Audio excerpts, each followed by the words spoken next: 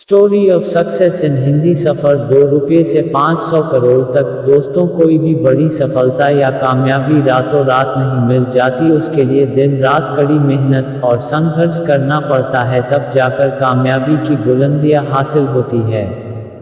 हर बड़ी कामयाबी के पीछे बहुत बड़ा संघर्ष छुपा होता है, लेकिन यह दिन रात संघर्ष करने की ताकत आखिर मिलती कहाँ है उनको? यह ताकत मिलती है मोटिवेशन से, प्रेरणा से। जैसे प्रेरणादायक कहानियाँ, मोटिवेशनल स्टोरीज। सफलता, कामयाबी, सक्सेस, ये वो शब्द है जिसे सुनने के बाद हर किसी के मन में एक सकारात्मक ऊर्जा, पॉजिटिव एनर्जी फैल जाती है। मन उत्साह, एक्साइटमेंट से भर जाता है। मन में सफलता, सक्सेस को लेकर कई प्रकार के विचार, थॉट्स आने लगते हैं कि कैसे सफलता, सक्सेस को हासिल किया जा सकता है। ऐसे में उनकी आंखों के सामने सफल लोगों की तस्वीरें और कहानियां घूमने लगती है कि कैसे ये इंसान इतनी बड़ी कामयाबी को हासिल कर पाया। कौन इंसान सफलता, सक्सेस को हासिल नहीं करना चाहता? ज़रूरत है तो सिर्फ एक मोटिवेशन की जो मन को सकारात्मक ऊर्जा से भर दे। सफ़र 2 रुपये से 500 करोड़ तक का, कामयाबी की एक ऐसी मिसाल जो सीने में कामयाबी की आग लगा दे। आज हम आपको ऐसी लड़की की कहानी, स्टोरी सुनाने जा रहे हैं जो ना सिर्फ एक दलित समाज से बिलोंग करती है, बल्कि पूरा जीवन संघर्ष से भरा होने के बावजूद हिम्मत और हौसले के साथ जीती रही और आज 500 करोड़ की कंपनी की मालकिन है। तो चलिए जानते हैं इनके जीवन के संघर्ष और कामयाबी की कहानी, ताकि आप भी इस कहानी के जरिए प्रेरित, मोटिवेट हो सके और अपने जीवन के लक्ष्यों, मुकाम को हासिल कर सके। हमारे समाज पर वर्षों से जात और धर्म का बहुत बड़ा प्रभाव रह चुका है। इस भेदभाव के कारण दलित समाज में पैदा हुए लोगों को सालों तक अन्याय और मुश्किलों का सामना करना पड़ा।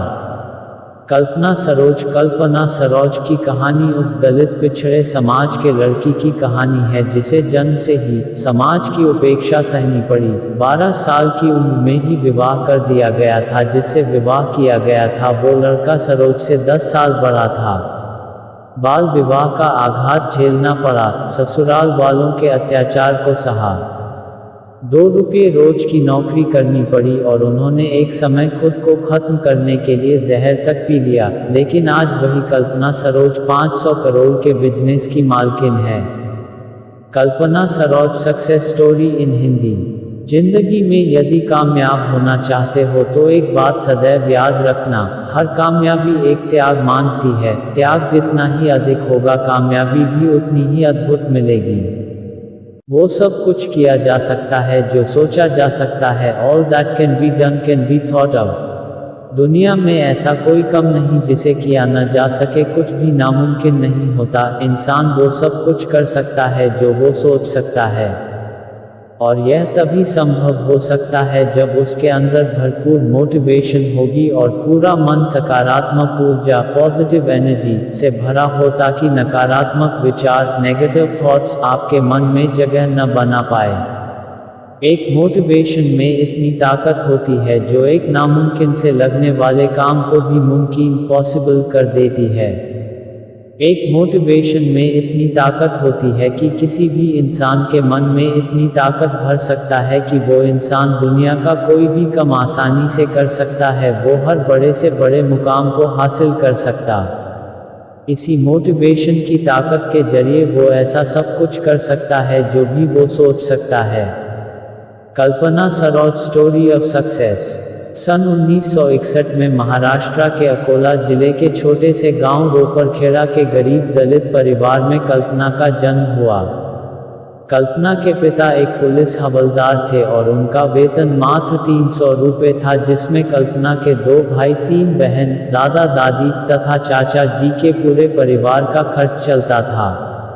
इस प्रकार परिवार बड़ा होने के नाते पिताजी के वेतन, सैलरी, घर का खर्च ठीक से नहीं चल पाता था।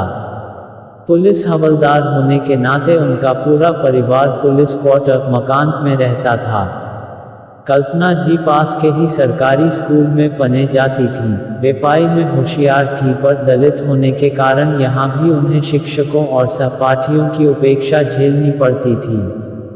कल्पना जी अपने बचपन के बारे में बताते हुए कहती हैं, हमारे गांव में बिजली नहीं थी, कोई सुख सुविधाएं नहीं थीं। बचपन में स्कूल से लौटते वक्त मैं अक्सर गोबर उठाना, खेत में काम करना और लकड़ियां चुनने का काम करती थी। Kalpana Saroj real life inspirational stories in Hindi. Kalpana ji का कम उम्र में विवाह। Kalpana Saroj success story in Hindi.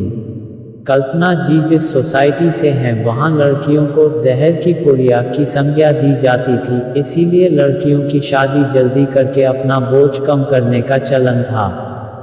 जब कल्पना जी 12 साल की हुई और 7वीं कक्षा में पढ़ रही थी तभी समाज के दबाव में आकर उनके पिता ने उनकी पढ़ाई छुड़वा दी और उम्र में कल्पना जी से भी 10 साल बड़े एक लड़के से शादी करवा दी।